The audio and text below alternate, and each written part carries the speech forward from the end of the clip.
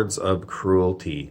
The Lords of Cruelty are the people who do home invasions. Everyone understands that if someone invades your home, well, we call that a criminal act because it's wrong. What else do Lords of Cruelty do? Lords of Cruelty get your goat. What does that mean? It means, if I'm sitting having a cup of tea and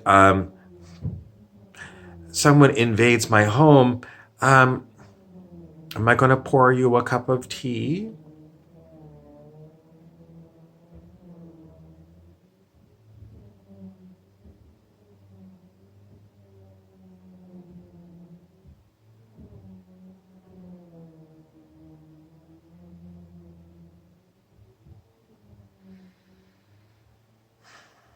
I'm an old person. All right, home invaders, here's your cup of tea. Do you want some toast to go with it? I'm an old person. I want to have a rest. You're still here. I'm trying to give you a social cue. You didn't knock on the door, you invaded my home. I was having tea and I gave you some tea. The social cue is I'm an old person, I need to have a nap. I basically want you to leave now. You're still here.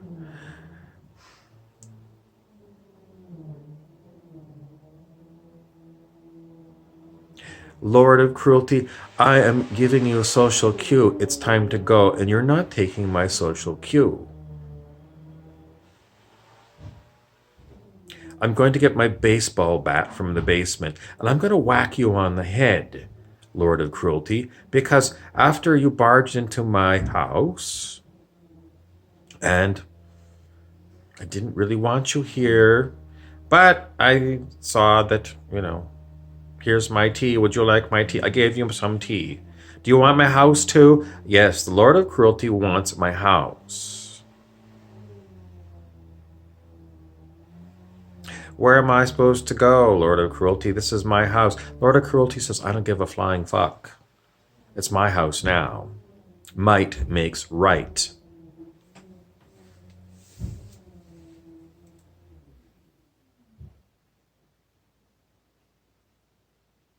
That's the way that bullies play. I'm stronger than you. I maybe have got a knife or a gun, and I'm going to enslave you. Use of force. Is this the lowest common denominator we have? Why am I talking about Lords of Cruelty? I'm talking about Lords of Cruelty because Lords of Cruelty also come in different forms besides barging into your house. They can use virtual reality. What does that mean? It means they can set up a virtual house inside of your head. The Lords of Cruelty. They virtually set up a little studio inside your head where they kind of decide to live in your conscious mind. They came in uninvited, and even though you've given them social cues like, get the hell out of my mind, they're still there. In the physical world, you could pick up the phone and call the police.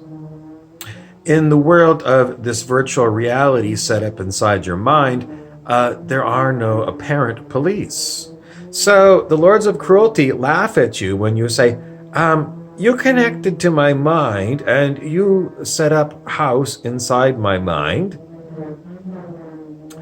And despite my best intentions to gather up my things and go, you kind of locked me in this mind with you.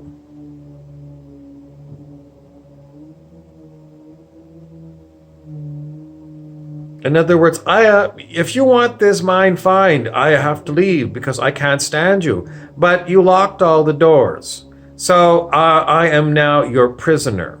So it's a form of kidnapping. It's criminal, criminal, criminal. What else do you want to know about the Lords of Cruelty? They don't really have any empathy at all. They understand when you're upset, but they don't change their behavior. What makes a Lord of Cruelty change their behavior? Most likely they do need someone to hit them with a baseball bat. But in your mind, you don't have a physical baseball bat. You really don't have any kind of tool to evict Lords of Cruelty from your mind. It's an ongoing generational problem. Because from generation to generation, we have bad behaviors. Parent to child, teacher to child, government to child,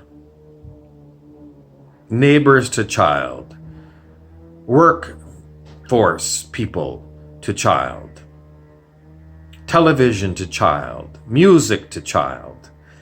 Everything that we pass on to the next generation is basically forced on the children.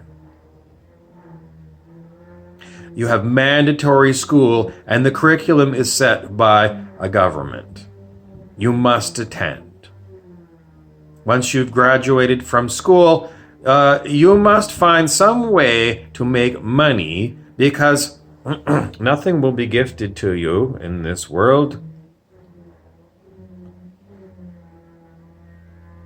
Well, someone's got to build the house, so maybe you'd like to learn how to build houses.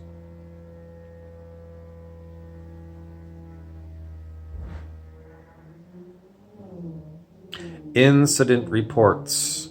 That's what happens in a company when something unusual has happened and it needs to be noted for management, for lawyers, for families, for police.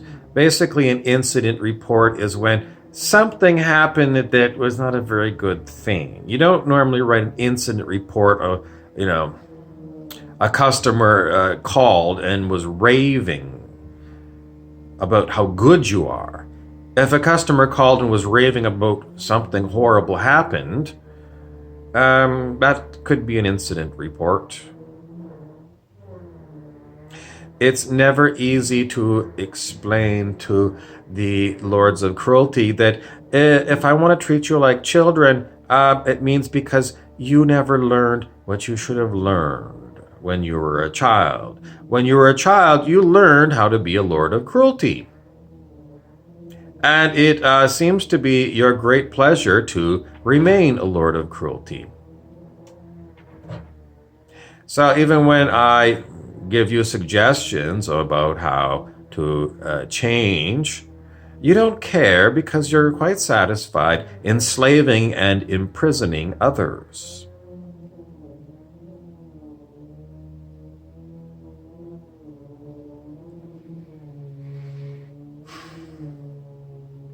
Where are the Lords of Cruelty in you? They're in your mind. They're the broken records that you heard as a child, and the thought arises in your head, and it's just spoken without thought. What is it that you're speaking to other people? It's the broken records that you heard from the Lords of Cruelty. And then when someone who you directed your voice to doesn't like what you've said and says, look, this is why I don't like what you're doing. It's controlling. It's your head thinking that it can do a better job with my body than my own brain. Yes, it's basically belittling me, treating me like a child, And I don't like it. And if I tell you 10 times, this is the same behavior that, I've told you before not to do. You're still doing it. Clearly, you're not listening to what I'm saying. So your mind that you think is so great that you can, always tell me what to do, your mind is so stupid, it can't hear feedback and modify its behavior. So in essence, you're the stupid one, and you're telling everyone else what to do. You're a lord of cruelty and a lord of ignorance. And you're lording it over me. Insist that you have boundaries with people like this. And maybe the first time they do it, you have a polite conversation with them and you explain, this is what you did and this is what I don't like about it and this is why.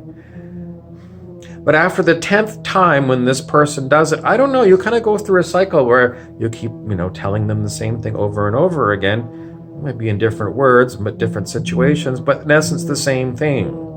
You're a control freak and you're pissing me off because you're censoring me from what I want to be doing because I got to take time out of my day to re-explain the same thing that I explained to you multitude of times before.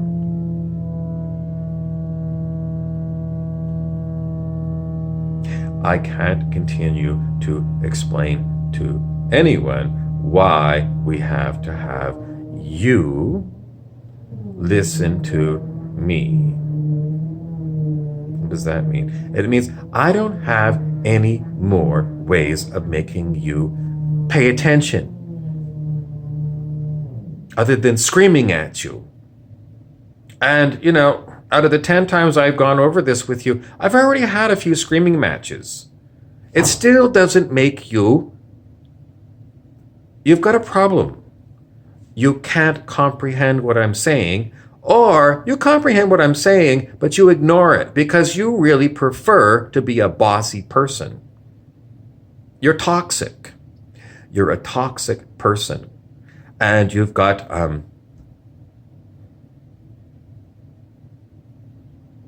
behavioral problems. You've got problems with listening, problems with comprehension. In other words, you're an inferior person. What are you going to do about it? Most toxic people won't change. Maybe if they meet another toxic person and they really see, but not really. Toxic people really never get it.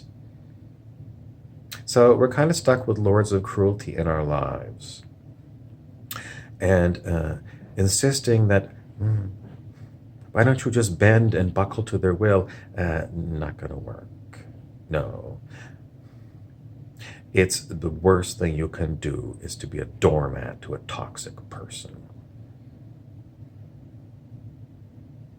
In the end, if you can't change someone's behavior by talking to them or screaming at them, or I was going to say beating them up with a bat, but that doesn't do any good either, and it gets you into trouble. The best thing to do with toxic people is to leave them. Leave them. But if they're breaking into you, into your head, or into your house, you've got a bigger problem. What do you do with a toxic person like that? Indefinite answers always come out as, yes, I understand this is an issue. Yes, I understand you don't have a solution. Yes, I understand you're looking for help from, I don't know where, because I don't see how we're going to get really good help on this issue. I don't know where to go. And that's basically what I say every day, because I've got toxic people around me that I can't seem to get rid of, whether I come or I go. I'm not happy. Stay tuned for more talks about how I get involved with getting evicted from my own mind.